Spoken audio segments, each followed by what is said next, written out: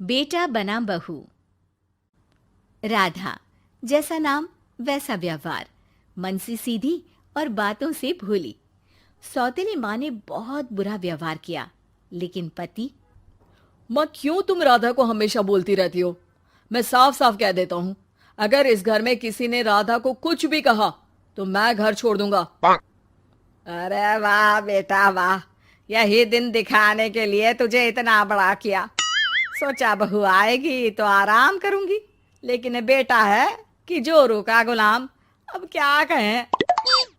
माँ, जो सोचना है सोचो, मुझे फर्क नहीं पड़ता। मैंने कोई लव मैरिज नहीं की है। आपने जिससे बोला मैंने शादी की, लेकिन अब मैं राधा को किसी भी परेशानी में नहीं देख सकता। हाँ हाँ, और मुझे देख सकते हो क्यों?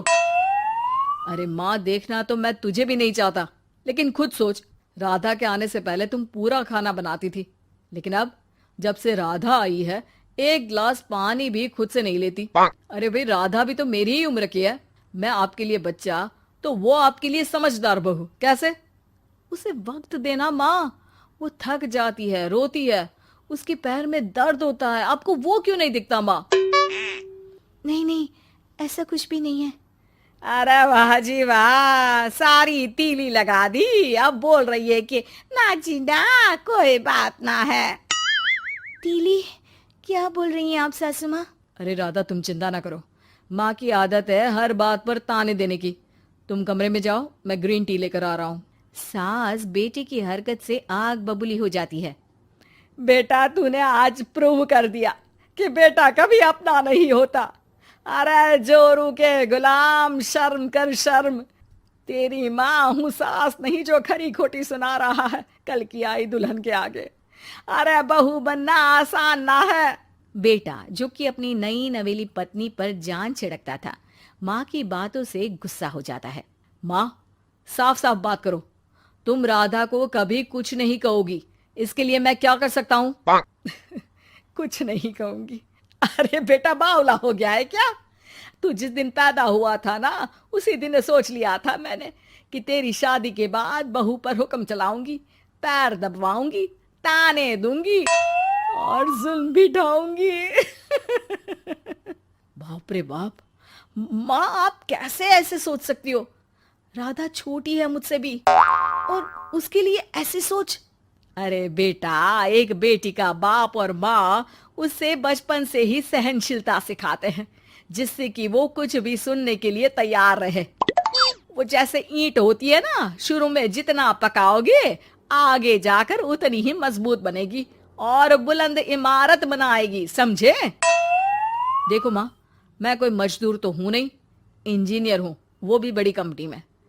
चलो, लॉकडाउन के कारण मैं घर से काम कर रहा हूं, तो आज से मुझे ही अपनी बहू समझो, लेकिन राधा को कुछ भी कहने की जरूरत नहीं है। हाँ भाई हाँ, ठीक है भाई। तेरे मजनू बनने से मैं थोड़ी ना सास बनने की अपनी ख्वाहिशों का गला घोंट दूं, हैं? मुझे कोई ना कोई तो चाहिए ना हुक्म चलाने के लिए। अब तुम दोनों मिलकर डिसाइड कर लो बस। फिर क्या था, राधा का पति बन जाता है घर की सुबह सुबह। अरे कहाँ मर गया? अरे ना ना, मेरा बेटा, क्यों मैं सुबह सुबह ऐसे शब्द निकाल रही हूँ, गुनाह हो जाएगा। अरे कहाँ रह गया ससुर का नाती? जरा चाय तो पिला। ये भी कोई बात होती है?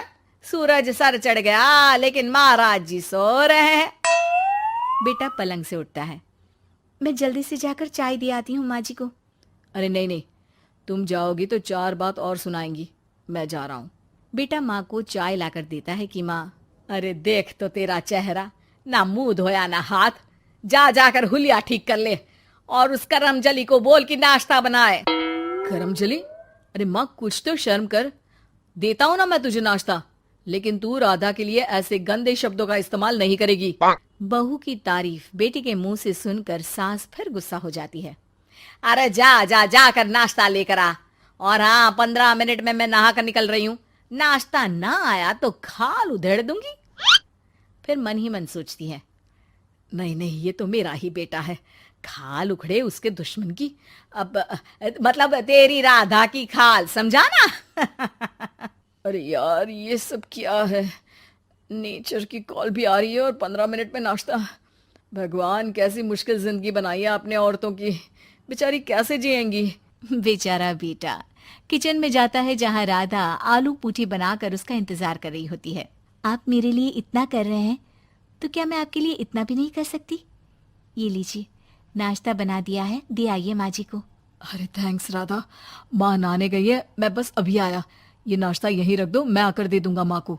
थोड़ी देर में माँ की आवाज आती है। अरे कहाँ रह गए? 15 मिनट हो गई, नाश्ता कहाँ है? बेटा हाथ में वही आलू पूठी वाली थाली लेकर खड़ा हो जाता है माँ के सामने। ये रहा नाश्ता, लो खाओ। माँ थोड़ा सा खाना खाती है और फिर छी छी, ठंडा खाना यही सिखाया है तेरी माँ ने? फिर थोड़ा सोचकर रुक जाती है। इसकी माँ तो मैं ही हूँ, खुद पर ही सवाल कर रही हूँ मैं। अन्ना जी ना, अरे बेटा नाश्ता गर्मा गर्म अच्छा लगता है, खास करके पूड़ियाँ। पूड़ी तो छन से छने और टन से प्लेट में आ जाए। देखा माँ, जो बातें आप राधा को सुनाती हो वो अपने बेटे को सुनाने में कितना दुख होता है। तो जैसे आप मुझे सोचती हो वैसा ही राधा को भी समझा करो ना। अरे जितने लाड प्यार से आपने मुझे बड़ा किया, क्या उसकी माँ ने नहीं किया? हाँ हाँ पता है, उपदेश मत दे। लड़की का काम ही क्या होता है? खाना बनाना। और खाना बनाने में कौन सा बड़ा काम है? फिर सारा दिन घर में पलंग ही तो तोड़ना है। अब तू बता, तू अपने से तुलना कैसे कर सकता है उसकी? कर सकता हूँ माँ। मैं अगर बहू की बेटे से तुलना करने में आ गया ना, तो तुझे समझ में आएगा कि बहू की जिम्मेदारी भी कम नहीं होती। मेरा दोस्त है ना राम, जानती हो ना? हाँ हाँ, क्यों नहीं जानूंगी। उसकी बीवी और माँ में नहीं बनती। बीवी ये मोटे मोटे ताने सास को देती है और सास उसे। हाँ हाँ तो फिर क्या, घर ठीक से चल नहीं पा रहा था। सास कहती बहू काम सारा करे, बहू का कहना था कि सास मदद करे। ऐसे में बेचारा न लंच लाता और न ठीक से खा कर आता। नतीजा, बीमार रहने लगा। ऑफिस की नौकरी गई, खर्चा खाना सब बंद। कर लो अब सास बहू की लड़ाई। बेटा बीमार घर पर बैठा, पैसे की आमदनी नहीं। बहू भी कभी मायके कभी ससुराल। अब तो सुना है सास बहू की ही कमाई खा रही है, वो भी तानों के साथ। घर का भी सारा काम वही करती है। अरे बस कर बेटा, मुझे समझ में आ गया। तू तो बेटा ही रहे। बहू को अब बहू नहीं, मैं बेटी बना कर रखूंगी।